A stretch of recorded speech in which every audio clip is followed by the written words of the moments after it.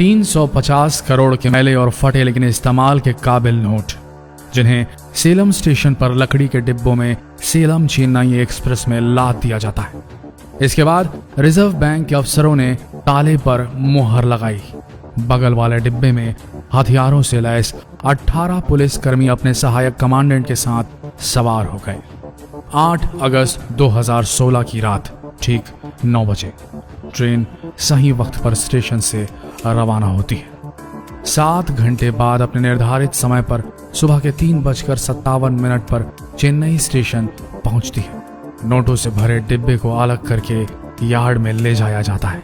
सुबह 11 बजे reserve bank के अधिकारियों ने रेलवे पुलिस की मौजूदगी में ताला तोड़ा और जैसे ही डिब्बे का दरवाजा खुला तो उन्हें एक बड़ा सा छेद बोगी की छत पर नजर आया। खराब नोटों के 4 बक्से खाली पड़े थे।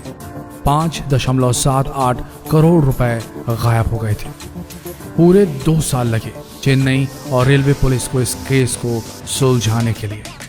पहले तो ऐसा लगा कि चोर यात्रियों में से कोई एक होगा जिसने ट्रेन के सेलम छोड़ते ही अपना काम करना शुरू कर दिया। ज्यादातर रेलें बिजली पर चलती हैं, जहां पर 25,000 वोल्ट की तारें गाड़ी की छतों से गुजरती हैं। लेकिन सेलम से वृद्धाचलम क्षेत्र के 138 किलोमीटर की दूरी, जिसे तय करने में 3 घंटे लगते हैं, जिसके लिए पुराने डीजल इंजन का इस्तेमाल किया जाता है क्योंकि उस सेक्टर में बिजली सुविधा नहीं है। इसी वजह से यह अनुमान लगाया गया कि इस दौरान डकैत ट्रेन की छत पर चढ़े होंगे और उस बोगी तक पहुंच गए होंगे जिसमें पैसा रखा था। गैस कटर की सहायता से बोगी की छत में छेद किए गए होंगे और बोगी में वो घुस गए होंगे और फिर पैसा चुरा लिया होगा और उसी रास्ते से फरार भी हो गए होंगे। जब ट्रेन वृद्धाचलम में धीमी हुई होगी या फिर सिग्नल पर रुकी होगी तब वो गाड़ी से कूदकर भाग निकले होंगे। या ये भी हो सकता था कि जब गाड़ी वृद्धाचलम में रुकी होगी जहां डीजल इंजन निकलकर ट्रेन फिर से बिजली पर चलने के लिए तैयार होती है, उस प्रक्रिया में 1 घंटे का समय लगता है। पुलिस का पहले अनुमान था कि ट्रेन को चलते चलते छत को नहीं काटा जा सकता था क्योंकि बोगी पर उंगलियों और पैरों के निशान इतने नहीं मिले। या एक दूसरा अनुमान यह भी लगाया जा रहा था कि यहाँ किसी सरकारी अफसर की मिलीभगत रही होगी जिसने सेलम स्टेशन में उन्हें अंदर जाने में मदद की होगी, फिर पैसा चुराया और इस बार अंदर से छत काटकर बाहर आ गए होंगे। या फिर हुआ ये होगा कि जब चेन्नई एग्मोर में पार्सलों को वैगन से अलग कर दिया गया होगा तब ये हुआ होगा। खैर हुआ जो भी हो, मगर यह तय था कि उनको अंदर की पूरी जानकारी थी, वरना वो ठीक तरह से बोगी में कैसे पहुंचते जहां पैसा रखा हुआ था, और वहां क्यों नहीं जहां होमगार्ड बैठे हुए थे। रास्ते में पड़ने वाले सारे के सारे 12 स्टेशनों के सीसीटीवी कैमरे फुटेज खंगालने के बावजूद और 2000 से ज्यादा रेलवे कर्मचारी, पुलिस कर्मचारी, केटरर्स और पार्सल कंपनी के कर्मचारियों से जवाब तलब करने के बाद भी पुलिस टीम को मिले सिर्फ बंद दरवाजे। लेकिन फिर भी उन्होंने उन सभी मोबाइल नंबरों की जांच पड़ताल करनी शुरू कर दी थी जो सेलम जंक्शन से सेलम विल्लुपुरम के बीच चालू थे। उनमें से कुछ 100 नंबर चालू थे और बाकी 11 ने तो एक दूसरे से बात भी की। इसी की मदद से जांच टीम ने सेलम विल्लमपुर जिलों के सभी टोल प्लाजा के सीसीटीवी फुटेज खंगाल डाले जिससे वे संदिग्ध व्यक्तियों या उनकी कारों के नंबर देख सके। आपको बता दें, नासा ने भी चोरी वाले दिन की सारी फुटेज मुहैया कराई जिससे जांच टीम को काफी मदद मिली। देखिए, हम जानते हैं कि वो कौन है, बस बहुत जल्द ही वो चोर हमारे गिरफ्त में होंगे, ये सोचने लगे पुलिस वाले।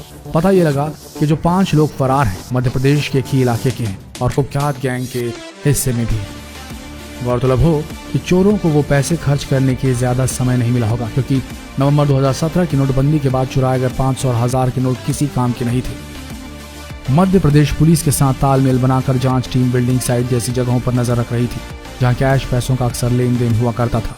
क्योंकि अक्सर आरबीआई अफसर खराब नोटों को बर्बाद करने के लिए ले जा रहे थे, इसलिए उन्होंने नोटों का नंबर रिकॉर्ड नहीं किया था।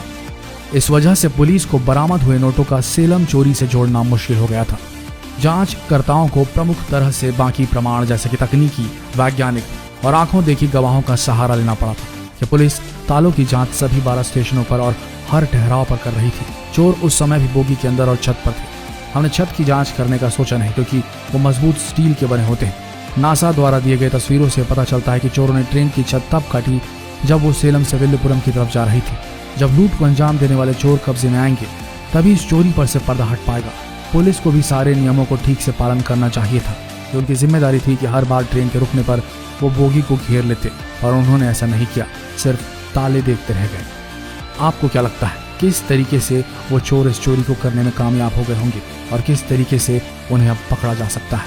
खैर, ये केस अभी भी खुला हुआ है। अगर आप चाहें तो कमेंट सेक्शन में अपनी प्रतिक्रिया दे सकते हैं। मिलते हैं अगले दिलचस्प वीडियो में, तब तक के लिए बने रहिए हमारी इस पेज के साथ। धन्यवाद।